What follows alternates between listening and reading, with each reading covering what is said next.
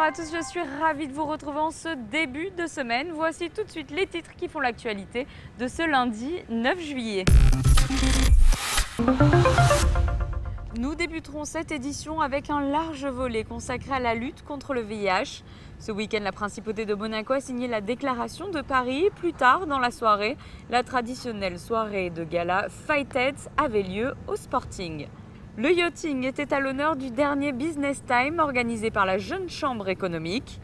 Un mot de culture avec l'exposition Exodus organisée par le comité AIAP UNESCO Monaco à la Galerie des Pêcheurs. Et nous refermerons ce journal avec la fête de la gymnastique du Féminasport. Je vous en parlais en titre, nous ouvrons ce journal avec une large page consacrée à la mobilisation de la principauté face à la lutte contre le sida. Samedi avait lieu le traditionnel gala de Fight Heads Monaco. Nous y reviendrons dans un instant.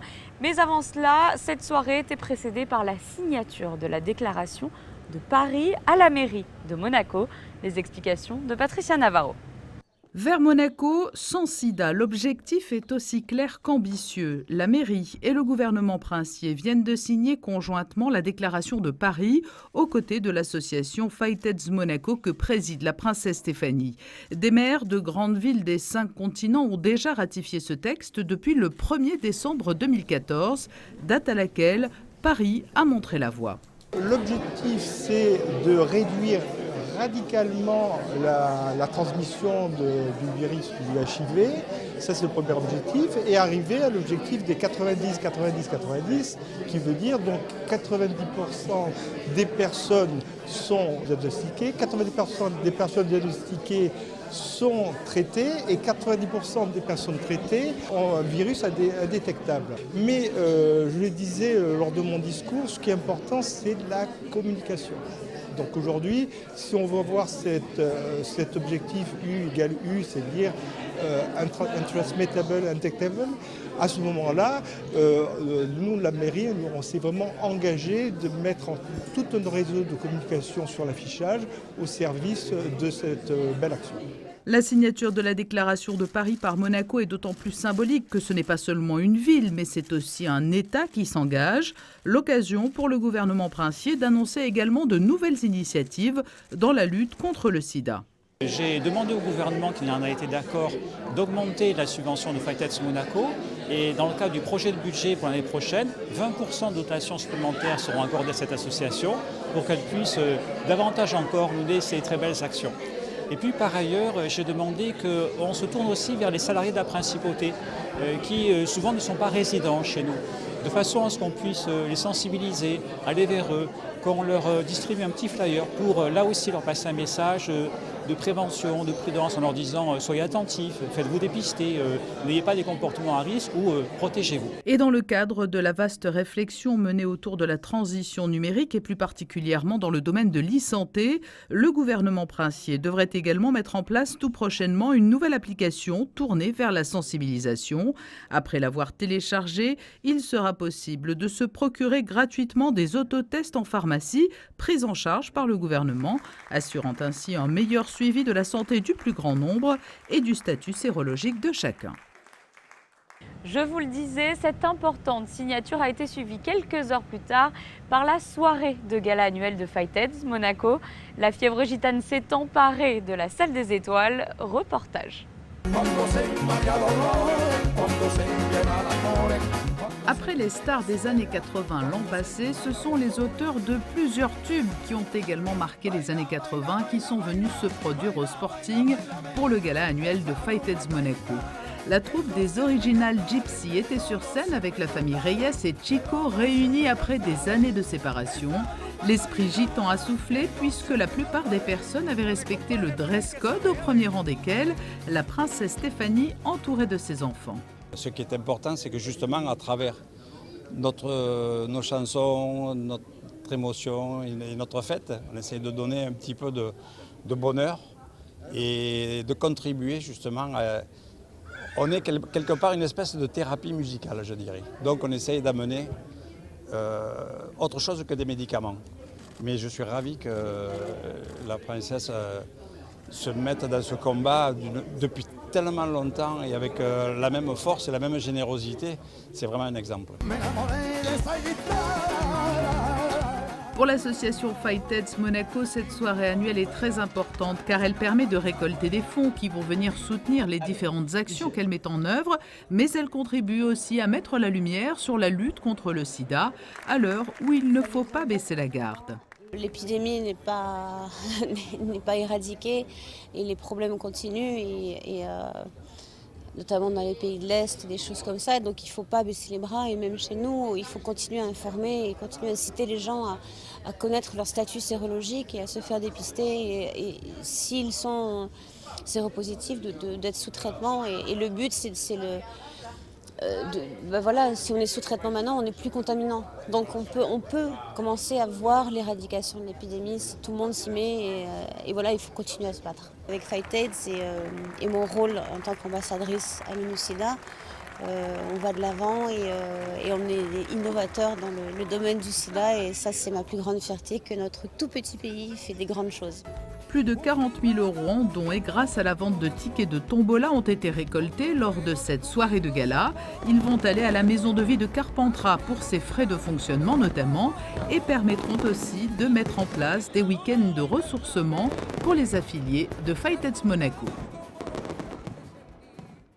Michel Sidibé, le directeur exécutif de l'ONU-SIDA, était de passage en Principauté ce week-end. Il a assisté à la signature de la déclaration de Paris. Il participait également à la soirée de gala, l'occasion pour lui de rappeler qu'il ne faut pas baisser la garde et de saluer l'engagement de la Principauté. On l'écoute.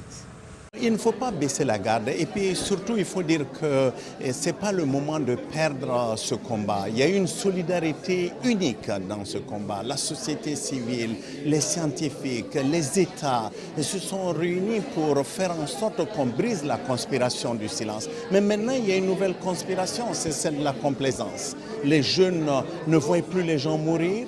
Nous ne voyons plus les hôpitaux remplis de malades. Donc les gens ont l'impression qu'on a gagné contre cette maladie. Mais on n'a pas gagné. On a brisé peut-être la colonne vertébrale de la maladie. Nous avons plus de personnes sous traitement que de personnes qui attendent le traitement. Nous avons certainement réduit la mortalité. Mais nous continuons à avoir des infections nouvelles un peu partout, et particulièrement au sein des communautés laissées pour compte. Vous êtes un témoin privilégié de l'action de Fightheads Monaco, de l'action de la princesse Stéphanie. Vous l'avez choisie en tant qu'ambassadrice. Lorsque la principauté, aujourd'hui la ville, l'État signe cette déclaration, c'est une concrétisation une fois de plus d'un formidable engagement ici à Monaco. Vous savez, moi je viens à Monaco toujours avec beaucoup de plaisir parce que la principauté, particulièrement la princesse Stéphanie, comme je l'ai toujours dit, c'est un combat de cœur. Il y a de la compassion, il y a de la passion, il y a de l'empathie et dans tout ce qu'elle fait. Et pour moi, c'est tellement important dans un monde un peu troublé où nous avons un retour sur soi que d'avoir la principauté de Monaco, la mairie, le ministre et Fightheads ensemble pour signer la déclaration de Paris et dire qu'il faudrait qu'on mette fin à cette épidémie. Business Time au tunnel Riva, la jeune chambre économique de Monaco organisait son traditionnel rendez-vous la semaine dernière. Les discussions étaient tournées cette fois-ci autour du monde du yachting.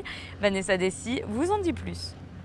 C'est un lieu d'échange et de débat. Business Time met à l'honneur un pôle d'excellence en principauté et permet ainsi aux participants d'approfondir leurs connaissances. Cette fois-ci, la jeune chambre économique a choisi le thème du yachting.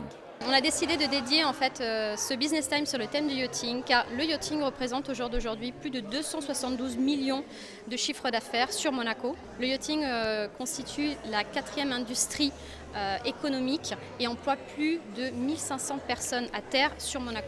D'où notre choix en fait de cette thématique, parce que c'est vraiment quelque chose de très important, de porteur sur Monaco. Fondée au début des années 50, la marque Riva devient un mythe dans le milieu du yachting.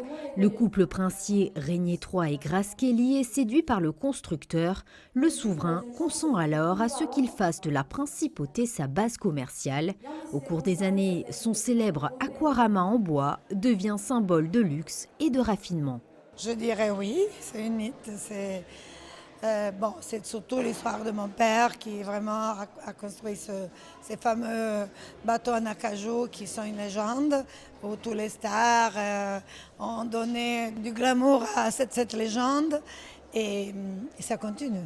On parle de la tradition, mais Riva, ce n'est pas seulement la tradition, parce qu'il y a des bateaux très contemporains, très technologiques qui sont fabriqués maintenant et que nous vendons et qu'on a sur nos pontons à l'extérieur. La Jeune Chambre économique de Monaco annonce son prochain rendez-vous, la 23e édition du concours de création d'entreprise.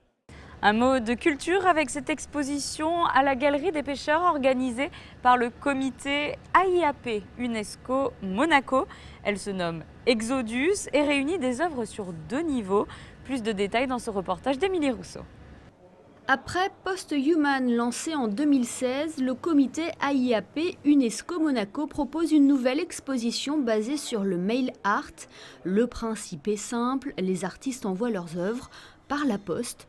Un échange né dans l'entre-deux-guerres alors que les soldats communiquaient avec leurs familles. Jean Cocteau, Victor Hugo ou Jacques Prévert ont également participé au développement de ce courant. Pour ce 2e projet international d'art postal, l'AIAP UNESCO Monaco a reçu de nombreux retours de Chine, de Finlande, du Koweït ou encore du Sri Lanka. 24 pays qui ont répondu et 90 personnes qui ont envoyé son travail. Et cet échange d'art avait cette année pour thème Exodus. Vous regardez, tous les jours, ils viennent de bateaux avec des personnes qui n'est pas une volonté de changer la propre nationalité. C'est seulement qu'il y a une condition qui n'est pas plus possible de rester où est né. Et alors il vient de grandes confusions. Voilà, tous les jours il y a des morts, il y a des choses qui ne vont pas. Et ici, les Exodus que nous vivons, cette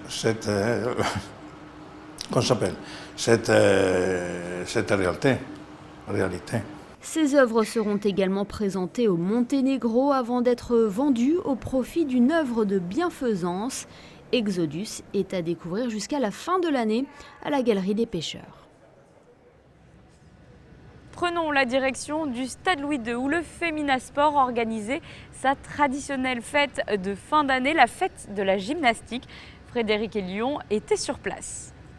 C'est une tradition dans beaucoup de clubs, toutes disciplines confondues. En fin de saison, un grand rassemblement est souvent organisé entre licenciés, parents, bénévoles et entraîneurs, une sorte de grande réunion de famille. Mercredi dernier, en fin d'après-midi, le Féminasport proposait sa traditionnelle fête de la gymnastique au Stade Louis II. Le thème, cette année, les séries télévisées avec des démonstrations de gymnastique acrobatique et artistique. C'est la fête du club, donc c'est la fête de tous les enfants. On doit voir passer tous les groupes, ils sont là pour s'amuser, pour montrer le travail effectué tout au long de l'année et les progrès aux parents. Un travail qui a porté ses fruits en compétition avec d'excellents résultats cette année pour les filles du Féminasport. Nous avons un groupe qui a fini 18e au championnat du monde en gymnastique acrobatique avec Emma Inès plus particulièrement. Nous avons des filles sélectionnées d'office en division nationale 1. Et puis nous avons une petite Johanna qui n'a pas pu faire là parce qu'elle a une petite blessure, mais qui a fini vice-championne de France en gymnastique artistique féminine en national A, 12 ans. Et ça fait un petit moment qu'on n'était pas monté sur les podiums au niveau individuel en artistique. Le show a duré plus de 2 heures, toutes les sections y ont participé, du baby gym jusqu'aux filles qui participent aux compétitions nationales et internationales. Le Féminasport, c'est près de 600 licenciés, tous réunis autour d'une passion commune, la gymnastique. Et dans le reste de l'actualité en bref et en images. L'Ordre des Pharaons a ouvert ses portes vendredi dernier au Grimaldi Forum. Son Altesse Sérénissime le Prince Albert II a inauguré officiellement ce temps fort de l'été culturel en Principauté. L'exposition présente 150 pièces d'orfèvrerie d'exception de l'Égypte ancienne, des parures, des colliers, des sarcophages qui n'étaient jusqu'alors jamais sortis du pays. L'Ordre des Pharaons est à découvrir jusqu'au 9 septembre au Grimaldi Forum de 10h à 20h et une nocturne tous les jeudis jusqu'à 22h. Sans transition, vous aviez pu suivre ses aventures sur notre antenne. Alex Luther vient de battre le record de son grand-père en parcourant 5010 km en ski nautique. Parti le 26 juin du Maroc, l'Australien avait fait escale à Monaco fin juin avant de poursuivre son marathon aquatique longue distance. Il aura finalement bouclé son pari en 10 jours, 2h17, soit moins de 3 heures que son grand-père il y a 40 ans. Voici pour l'essentiel de l'actualité en principauté. Je vous propose à présent un aperçu de la météo de ces prochains jours. Nuages et éclaircies rythmeront notre semaine. Le temps sera voilé mardi, laissant peu de place au soleil. Les températures seront stationnaires. Il fera 21 degrés le matin et 26 l'après-midi. Les nuages se feront plus envahissants mercredi avec un léger risque de pluie en fin de journée. Le soleil arrivera à percer jeudi, mais il sera toujours gêné par un voile nuageux et un peu de vent dans l'après-midi. Une amélioration est annoncée pour vendredi avec une dominance des éclaircies et un mercure en hausse. Il fera 27 degrés. Cela sera de courte durée puisque les nuages referont leur apparition ce week-end.